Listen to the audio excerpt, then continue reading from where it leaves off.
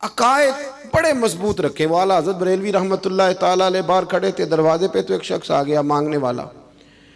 اس نے کہا اعلیٰ حضرت فاضل بریلوی رحمۃ اللہ علیہ سے کہ یا تو آپ 10 روپے دیں ورنہ میں آپ کا مکان الٹ دوں گا.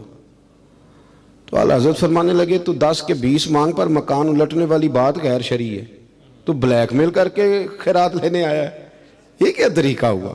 10 کے 20 کہنے لگا جی میں نے الٹ دینی ہے.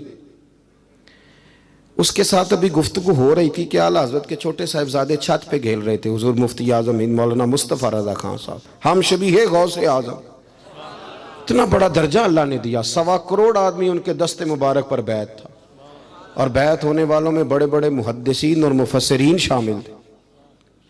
وہ چھوٹے تھے, ابھی 4-5 سال عمر تھی, تو دوسرے منزل کی اوپر والی چھت پہ کھیل رہے تھے. جب کہا نا کہ میں نہیں تجھے پیسے دیتا, تو شہزادے کا پاؤں وہاں سے پھسلا اور وہ اندر گر گئے. اب دوسری منزل سے گرے ہیں اور چھوٹے بچے گزرے ہیں. فاضل بریلوی رحمۃ اللہ علیہ کی والدہ موجود تھی, کہنے لگی احمد رضا تمہیں کہا تو فقیروں سے نہ الجھو, دیکھا نا بچہ گر گیا ہے.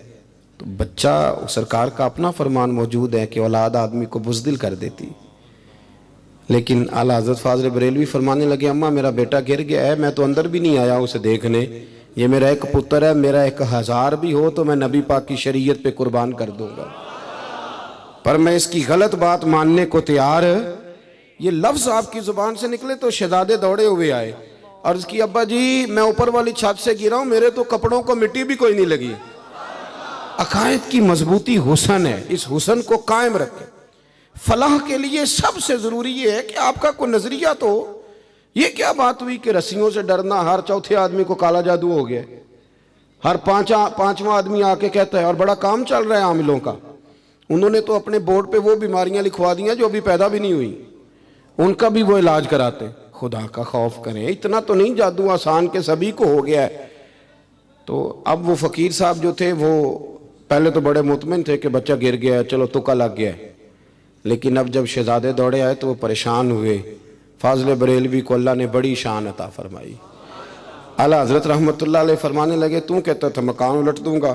یہ بعض لوگ جو ہوتے ہیں یہ پورا قرآن و سنت پڑھنے والے بندے کو ایسے ہی سمجھتے ہیں, ایسے ہی سمجھتے ہیں. حد ہو گئی ہے بھائی. کہتے ہیں تیرے سینے میں کیا, جس کے سینے میں پورا قرآن ہے اگر اس کا ہی سینہ خالی ہے تو پھر بھرا ہوا کس کا ہے؟ جو رسول اللہ صلی اللہ علیہ وسلم کی حدیث پڑھانے والا ہے, اگر اس کے اندر ہی شے کوئی نہیں تو شے پھر آئے گی کہاں سے؟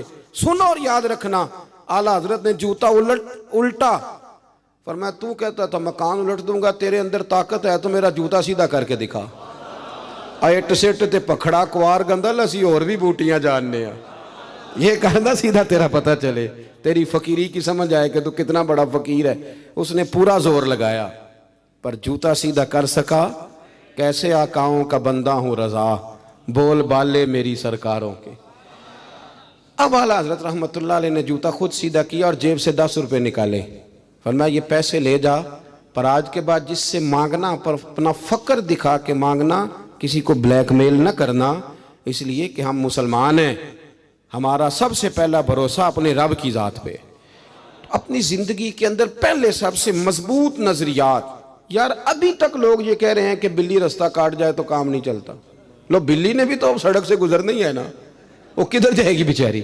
یعنی ابھی تک لوگ کہتے ہیں کہ وہ سویرے میں نے خواب دیکھ لیا تو پتہ نہیں اب کیا بنے گا. بھائی آپ عجیب آدمی.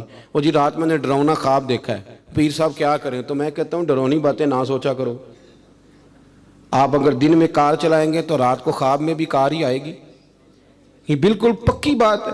لوگ پوچھتے ہیں کہ بزرگان دین کو, صوفیہ کرام کو, اولیاء عظام کو سرکار کی زیارت کیوں ہوتی تھی؟ تو میں نے کہا بڑی سادی سی بات ہے, جو سارا دن مصطفیٰ کے گیت گائے گا تو خواب میں بھی تو رسول پاک کی باتیں کرے گا نا. تو اس میں بعید کیا ہے؟ جو آدمی سارا دن کرتا ہے وہی خواب میں رات کو دیکھ لیتا ہے.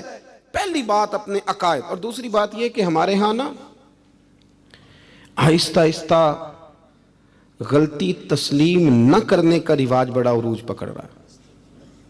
ہم ڈٹے ہوئے لوگ ہیں. سرکار نے فلاح انسانیت کے لیے جو دوسرا کام کیا نا, وہ لوگوں کو احساس دلایا ہے کہ اگر غلطی ہو جائے تو تم نے بندوں کے سامنے اپنے آپ کو کلیئر نہیں کرنا, تم نے تو رب کے سامنے اپنے آپ کو کلیئر کرنا ہے. اللہ کے سامنے تم نے بچنا ہے کہ میرا گناہ معاف. اور حضور احساس پیدا کرتے تھے.